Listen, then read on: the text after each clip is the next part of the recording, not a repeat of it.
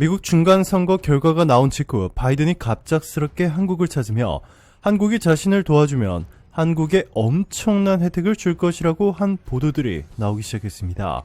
그러면서 한국의 결정에 따라 미국 중간선거 결과가 완전히 뒤바뀔 수 있다는 이 놀라운 소식까지 전해지고 있는데요. 지금부터 이 놀라운 내용 최고 수익률에서 여러분들에게 전해드리겠습니다. 공화당의 압승까지 전망됐던 미국 중간선거에서 예상과 달리 이 레드웨이브, 이 공화당의 물결이 발생하지 않은 것은 낙태권 이슈와 도널드 트럼프 전 대통령 때문이라는 분석이 미국 언론에서 나오고 있습니다. 현직 대통령 집권 2년차에 진행되는 중간선거는 전통적으로 집권당의 무덤으로 불릴 정도로 야당에 유리한 선거라는 게 대체적인 평가입니다. 2차 세계대전 이후로 1998년과 2002년처럼 탄핵 역풍이나 9.11 테러와 같은 대형 이슈가 있었던 해를 제외하고는 야당이 승리했습니다.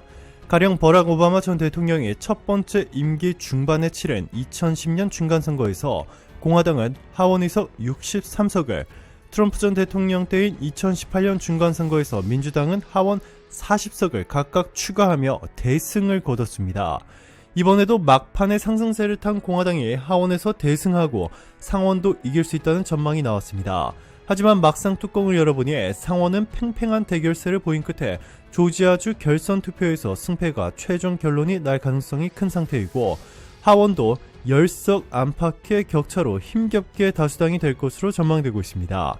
이렇게 되면 2002년 이후로 집권당을 정치적 궁지로 몰아넣는 야당의 물결이 없는 첫 번째 선거가 될 것이라고 뉴욕타임스는 보도했습니다. 자, 그런데 바이든과 미국 민주당 입장에서 이 충격적인 결과인 것은 여전합니다. 이번에 공화당이 4년 만에 하원을 탈환했습니다. 하원의 권력은 막강합니다. 미국 대통령 선거에서 선거인단의 과반수 획득한 후보가 없는 경우는 하원이 대통령을 선출하는 권한을 가지고 있습니다. 즉 2024년에 열릴 대통령 선거에서 트럼프와 바이든 모두 박빙의 결과 과반수를 획득하지 못하면 이번에 다수당이 된 공화당 하원 의원이 트럼프를 대통령으로 선출할 것이라는 이야기입니다. 하원은 대통령을 선출할 수 있는 권력도 있지만 현직 대통령을 끌어내릴 수 있는 권력도 가지고 있습니다. 이 대통령과 부통령, 그 외에 재판관을 포함한 연방 공무원에 대한 탄핵 재판에서는 하원의 과반수의 찬성에 근거하는 소추를 받아 상원이 재판하여 상원 3분의 2 다수의 찬성에 의해 탄핵 대상자를 면직시킬 수 있습니다. 미국 의회 전문 매체인 더 힐은 실제로 공화당 의원들이 중간선거 직후 바이든의 탄핵을 추진할 것이라고 전했습니다. 바이든을 포함해 국토안보부 장관과 법무장관까지 한 번에 탄핵시키려 한다는 계획이고, 공화당이 하원을 장악하게 된 이상 이는 시간 문제입니다.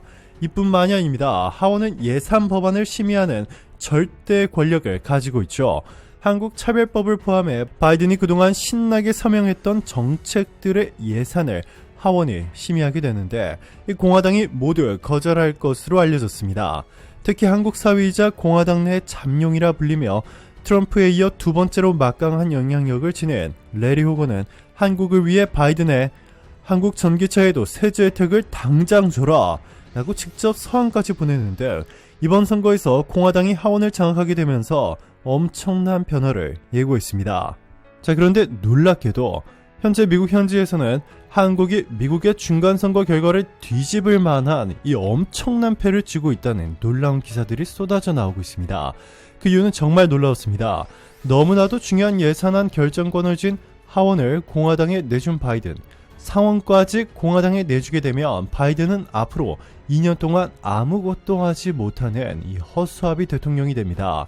미국 하원이 미국 국민들의 대표 기관이라면 미국 상원은 주정부와 주의의 대표 기관이기 때문에 군대의 파병, 관료의 임명에 대한 동의, 외국 조약에 대한 승인 등 이 범국가적이고 신속을 요하는 권한은 모두 상원에게만 있습니다. 상원 의원은 그 수가 적고 임기도 길어 하원 의원보다 훨씬 권위와 희소성이 있기 때문에 미국 각주의 주지사와 함께 4년마다 주목받는 미국 대권 주자로도 꾸준히 거론되는 지위를 가진 자리입니다. 상원 의원은 고위 공무원을 임명하는 권한뿐만 아니라 이 탄핵 심판 권한도 가지고 있습니다. 하원이 탄핵 소추를 하고 상원이 탄핵을 심판하게 되죠. 이미 하원을 장악한 공화당이 바이든의 탄핵을 예고한 만큼 상원까지 차지하게 되면 이 탄핵이 일사천리로 결정됩니다. 자, 그런데 조지아주가 다시 선거를 열기로 확정했습니다. 조지아주는 모든 후보가 과반 득표에 실패할 경우 이번 달 말에 결선 투표를 시행하기로 했습니다. 보시면 조지아주의 결과에 따라 공화당과 민주당의 운명이 완전히 바뀝니다.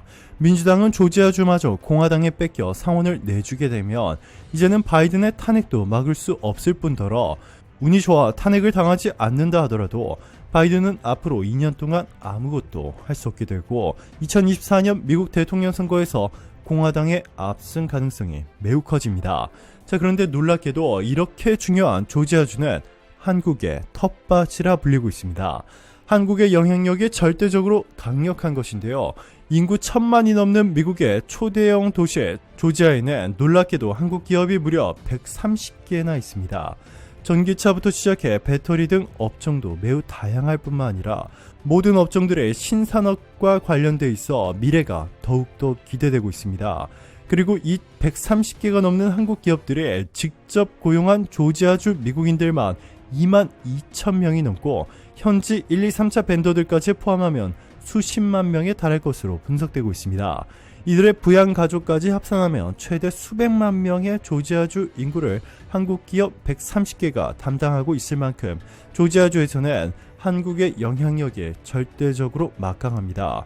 실제로 조지아주 주지사는 현대차를 만나 바이든의 한국차별법을 강하게 비난하며 현대차에게 가장 특별한 혜택을 주겠다고 약속하며 조지아주에서 가장 많은 일자리를 제공하고 있는 현대차를 실망시키지 않을 것이라 전했습니다. 이뿐만이 아닙니다. 조지아주는 11월 22일을 김치의 날로 선포하고 이날 1000만 조지아인들에게 한국의 김치를 널리 알리는 등 한국을 가장 특별하게 생각하고 있음을 증명했습니다.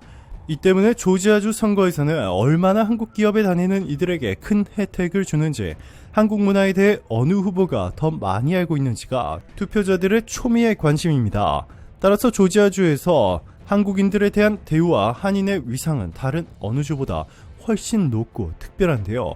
이 조지아주의 한인 인구가 본격적으로 늘어난 것은 지난 2005년쯤부터입니다. 당시 미국 뉴저지주에 있던 H마트라는 한인마켓이 이 조지아주 주도인 애틀란타시 인근 기넷 카운티에 들어오면서입니다. 이때부터 뉴욕, 캘리포니아, 플로리다, 시카고 등 미국 전역에서 한인들의 인구 유입 및 자본 유입이 엄청나게 늘어났습니다. 뉴욕, 뉴저지, 시카고보다 집값이 3분의 1 수준인 조지아는 한국까지 비행기 직항이 거의 매일같이 운행되고 있고 골프 비용도 엄청 싸 한인 은퇴자들에게 천국 같은 곳으로 각광을 받았습니다. 그 당시 한인 인구는 약 5만에서 6만 명 정도인데 지금은 이보다 훨씬 더 많이 늘었습니다.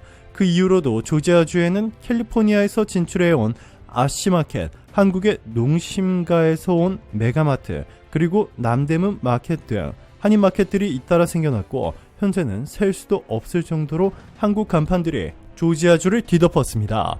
한인 마켓을 중심으로 그 주변의 찜질방, 노래방, 포장마차, 술집, 샤브샤브, 빵집, 병원, 학원 등도 더 많이 들어서 캘리포니아에서 온 한인들조차 신기해할 정도로 한인 상권의 비약적인 발전은 순식간에 진행됐습니다. 더 놀라운 건 조지아주 한인 상권의 건물들이 모두 신축 건물인데다가 규모도 엄청 크다는 점입니다. 건물이나 편의시설이 노된 캘리포니아나 뉴욕에서 오신 분들이나 한국 본국에서 직접 오신 분들은 이런 한인 상권의 위험에 입을 다물지 못할 정도입니다. 그런데 지금 현재는 한국이 조지아주 경제를 쥐며 가장 강력한 영향력을 행사하고 있고 이 때문에 한국의 뒤통수를 쳤던 바이든이 한국에 다시 도움을 요청하는 이 놀랍고 진기한 상황이 만들어졌습니다. 오늘도 감사합니다. 최고로 멋진 하루 보내시길 바랄게요.